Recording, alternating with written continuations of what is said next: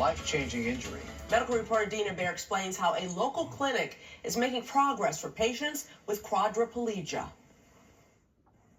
On the Medical Watch, an extraordinary step forward in the treatment of spinal cord injuries. For the patients who come through the door of this clinic in southwest suburban Willow Springs, it takes tremendous effort. There we go. Okay, ready? Yep. But it's worth it. We are really living out our mission here at Next Steps, which was to provide access to technology at a community level. Good there. Barry Rubenstein has been living with quadriplegia for 14 years. It's okay if I move your hair? Yeah. The result of an infection and subsequent hematoma that damaged the nerves in her spine. Yeah, I never thought in my lifetime I would get this opportunity. It's access to this device that's giving Barry some hope. Is able to bridge an electrical gap and cover that injury so that new pathways within the spinal cord can create movement. Electrical nerve stimulation is not new, but the ARC-X is non-invasive. It delivers pulses from electrodes placed on the skin that amplify weakened signals from the brain. The stimulation helps restore muscle activation below the site of injury, which is often blocked. Barry's injury is right at the C3, C4 level. So I am putting this electrode right above the area of her injury. And then I'm gonna put another one down below so that the stimulation bridges that area of the injury. Once the leads and electrodes are all connected. And then I go ahead and start the stimulation, and it gradually ramps up in her body's. Are you feeling some of the? I can feel it. She can, so now she can feel it. As the stimulation activates the muscles. Push down, push down. There we go, good. Clinic director Mary Jones reinforces the movement. We pair that with retraining, learning how to remove for those persons with spinal cord injury, and that device helps make that connection that was once lost with spinal cord injury.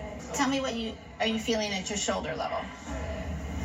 I don't know what I'm feeling, but I am feeling something. Okay. That something means everything to patients. I have better breath support, which is huge, because a lot of times people can't hear me, so I'm trying to amplify my voice more. Even people with chronic injuries are seeing gains with this. So people 14 years out, you know, you think, at 14 years, what's out there for me? This device could be that device. Come forward. At Next Steps, Trevor Hayden takes steps without the device. It's a significant struggle. It's so choppy because I'm like, there's like three, separate motions. We see where your baseline function is, and then we'll try the stimulation and re-measure where baselines are. Is this being effective for you? The 33-year-old, paralyzed in a truck accident 8 years ago, travels nearly 3 hours twice a week so he can access the new stimulation system. The pulse that it delivers is almost, you can feel it kind of spreading, and it's not just like kind of directed right where the pad placement is. This feeling of like kind of waking things up in a way. Much easier. The steps with the device are more fluid and take less effort. It just feels like everything's kind of pulled together. The care provided here is a labor of love, born from loss. John O'Connor was 30 years old when he hit his head after jumping off a dock. He got paralyzed, C4, C5, very high level. All he had was use of his right bicep. But the injury did not deter his tenacity.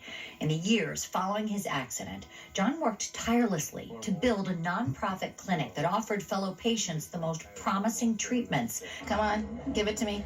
There you go. To improve movement and strength. And even though some things wouldn't benefit himself, he saw the value that it would have for others and fought for that.